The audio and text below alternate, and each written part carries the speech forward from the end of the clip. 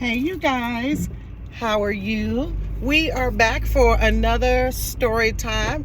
We're going to do this story time from the vehicle because I'm on the move today, you guys. So before we get started, you guys already know the routine, you guys. Quote it back to me, say it with me. Go ahead and subscribe to the channel. Why? How much does it cost? It is free, honey.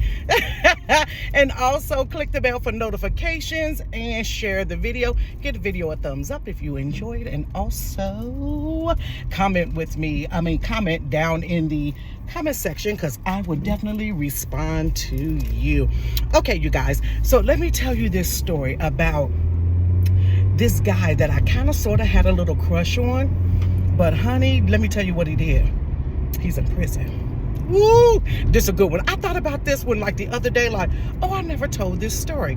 Okay, so this was probably when I was like maybe 14. You know how you're 14 years old. You're looking for love, honey. But it never finds you. So, but you're looking for love. You have little crushes on people and things like that. So this guy, we're going to name him Antoine. Let's name him Antoine. Okay, so Antoine was a guy that lived in the neighborhood. Now, where Antoine actually lived, I don't know. But just being out and about, going different places, walking downtown, which was the hot thing to do here in Cincinnati back in the 80s, was to be able to walk downtown. And then when you got downtown, you went to Sheila Toes and shoplift, honey. Some people shoplift up out of Sheila Toes and Woolworth. And there was the Skywalk, which had Station Break and other little areas, which was Station Break was an arcade room, and there was Learners, Gusini's, where you can buy $13.98 shoes or something like that, honey. Your feet could be covered for under $15 back in the 80s. I lived for those days. I love the 80s. And so we used to just walk around. Me and Tracy would walk around, but this is what me and Tracy would do. Because my parents was so strict. Y'all know y'all internet daddy bear. He was so strict. Oh, let me go this way, honey. He was so strict that what we would do was we were Jehovah's Witnesses. Remember I told you guys that. If you're new to the channel, hey, go back and watch some of the other videos, and then Baron will become your internet dad as well. So we're all just one big happy family. So we were Jehovah's Witnesses. So Baron normally didn't just let us out. We could sit outside on a little stoop, or and then my mama would peek out the window, honey, like Pearl Shea from 227. So and monitor us like, oh my God, we on the steps. But so what we would do is we would tell him we want to go publish it. Now, those that are not familiar with Jehovah's Witnesses, you probably have encountered them when they come and knock on your door, or some of them stand on the corners and pass out watch tires, and they were like 30 cents, I think, back in the day. It was either 30 cents a piece or it was like 15. You're really gonna try to turn in front of me, dude? Like, don't even do it today. Anywho, so they were 30 cents each. So what me and Tracy would do is we would save a little bit of money that we would come across, $2 or $3 or something like that, and we would get a stack of watch tires, and then we would tell Bear, hey, we want to go out and publish. Because at that time, I think with Jehovah's Witnesses, if you was a certain type of publisher, like a pioneer or something, you had to get like 30 hours a month of just offering, literature to people or whatever. And so I think Bear made us sign up to be pioneers. Okay, anywho.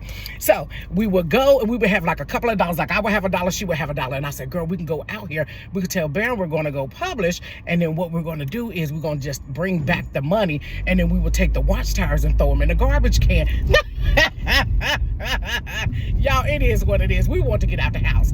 So when we would do that, I would see this guy. What did I say I was going to name it? Antoine. So I would see him like around the neighborhood or whatever. And so he was just fine. I never said nothing to him, but he was just fine. You know how you just kind of talk to him, and every now and then you would say, hey, what's up? They'd be like, hey, y'all, what's up? Da, da, da, da, da. And I was like, dang, he fine. So let me describe him. This was back in the 80s when light skin men was popping, y'all. You know it's all about the dark skin. Sorry for my light skinned brothers that may be subscribed here. We love you. Y'all had y'all moment, but the 2000, the 99s to the 2000, baby, it's about the dark-skinned brothers. So he was light-skinned. He had great eyes. Then he had waves. I think he had like short waves in his head or something like that. And he was just fine, skinny or whatever. He was fine. So there was this particular family. Now, I won't name this family, you guys, because they are really kind of prominent in the Cincinnati area. But everybody used to say about this family that there was a curse on this family because there was always something that tragic that happened to this family for some reason. Now, what the whole curse was about or who it stemmed from, I don't know. But I know that they had people that were in prison. They had people that had got murdered in their family. It just was a whole lot that was happening in their family to not think that maybe there was a curse or something on the family. Kind of like the Kennedys. You know how something tragic, like the majority of them Kennedys died tragically. So people say it's a curse on the family. So it's this family that's in Cincinnati. And if you live in Cincinnati, you probably know them. And if you're from downtown, you know them. They say they got a curse on their family. So they had this little girl in the family. I don't know what this little girl's name was. If I did know it, I wouldn't name it. But what I am going to do is try to find a news article and put it down in the link below with a hyperlink so you can read it. So this little girl was a little light-skinned girl, and she had like not blonde hair, but it was like a little pretty sandy hair, little puffy ponytails. And she used to just be out, you know, walking around. She was like maybe 7 to 10 years old, out walking around or whatever with her little cousins, because that's what kids did back in the 80s. Kids don't go outside now. Okay, so this particular day, I don't know what day it was. It had to be the weekend for me and Tracy to be out like that. So Baron had me and Tracy, he gave us a note. Now, pause here. Baron was notorious for borrowing from people. Y'all know, y'all internet daddy has some drinking issues, so he would borrow from people. So he would write out 3 or 4 notes and then give us the notes and tell us to go walk to different people from the congregation homes, which was like down in Parktown and you know, Laura Homes, things of that nature, which are complexes here in Cincinnati. So he would have us walk down there and knock on their door, give them the note, and see if they would let him borrow money, which he was borrowing to get alcohol. So this particular day, we were going down to one of the brothers' homes, and I believe their last names was the Jenkins. I don't know what their first name was, but I know their last name was the Jenkins. So he gave us a note to go to Brother Jenkins' house. Now, Brother Jenkins, from where I live, which was around Pleasant Street, Brother Jenkins lived up and over the hill. It was a straight shot across Liberty Street, you guys. And he lived like in Parktown. So when we were walking across there, I saw the guy, Antoine. And I was like, Dad, he is so fine or whatever. So we just kept walking over to the thing, but over to Brother Jenkins' house. So when I saw Antoine was coming the opposite way from where we were going. We were going this way, he was coming that way. But he was going over by, I don't know what the name of the street is, but it was where the little girl and some of her family members live. Now, I take that back. I don't know if that little girl technically lived there or if she was just over some relative's house, like her grandmother's house that lived there. And so he was walking over that way. So I just saw him, and I thought in my mind, when I come back over this way, if I see him again, I'm going to say something to him. I'm going to say hi. I'm going to giggle extra hard. I'm going to see what's up, because I'm about tired of looking at this brother. And he just fine like that. I feel like he need to be coupled up. So me and Tracy, so I'm like, you know what? He need to be booed up. Booed up wasn't a term back then, but that's the term I'm using for now. So, me and Tracy walk over to Brother Jenkins' house, and I don't know if the man gave us the money or whatever, and then we had another note that we had to take to a different person's house. So this was probably about, hold on, honey, don't you see me? You're backing up? Jesus. Okay, y'all, we safe. That's why I tell y'all to put your seatbelts on when you ride with me. Put your seatbelt on! And so, you know, things like that could happen, and it don't happen. Why? Because we got our seatbelts on. Okay, so we was down in Parktown dropping off those 2 notes. Probably took about 20-25 minutes at the most, maybe a half an hour. So by the time we're walking back over Liberty Street to go back home, to go back home, we saw all these police. It was police, it was ambulance, it was fire trucks, it was chaos on the same side of the street that we were walking across, and that we seen him come the opposite way, right? So of course we had to cross the street. We end up crossing the street because it was just too much chaos going on. But there was a building that was on that side of the street, a tall high-rise apartment building. Now this apartment building set back a little bit, and you had like this little hallway that you had to go through, and then you went into the apartment building. But the apartment building was like supposed to be security locked, but you know how people pry the doors open, so it's really not technically, locked or what have you. And so we end up seeing all the chaos and really didn't know what was going on. Now, mind you, this building was about 3 stories tall. Yeah, let me go get my grandchildren. It was about 3 stories tall, this building. No, I take that back. It was about 4 stories. It was like a 4-story building. So I'm like, okay, I don't know what's going on. So we never found out what was going on. Nobody was talking or what have you. Honey, we end up getting word from around the neighborhood that the guy that I had the little crush on had went around the corner, because this building was around the corner from where the little girl, her family members, or she stayed. He went around there, saw her and her cousin sitting out on the stoop. Now, both of them were girls. So the cousin, I believe, was like 10 or 11, and the little girl was like 7 or something. And so he got the 2 girls to come with him. Oh, honey, done moved over. We done turned the corner, y'all. Did you hold on? That's why you put your seatbelt on. So he some type of way, he convinced both of those little girls to come and go with him around the corner. So they end up going with him around the corner. And so when they went with him around the corner, he took them through the hallway that led inside of the building.